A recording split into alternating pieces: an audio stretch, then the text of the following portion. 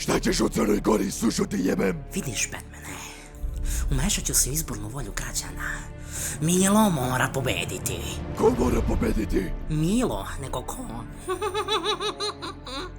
A sad, rezultati. Znaš kako kažu Jokeru? Oprem gosti lana sarma. Tako mi i treba kad radim s nepismenim glasačima. Babe i deda od 90 godina. Svi nek se nose u kurac. Nema veze. Razneću izborne štabove. A ja ću tebi glavu. Što me nisi ubio? Bukvalno sam namestio izbore. Mene je pre svega mama lepo vaspitala.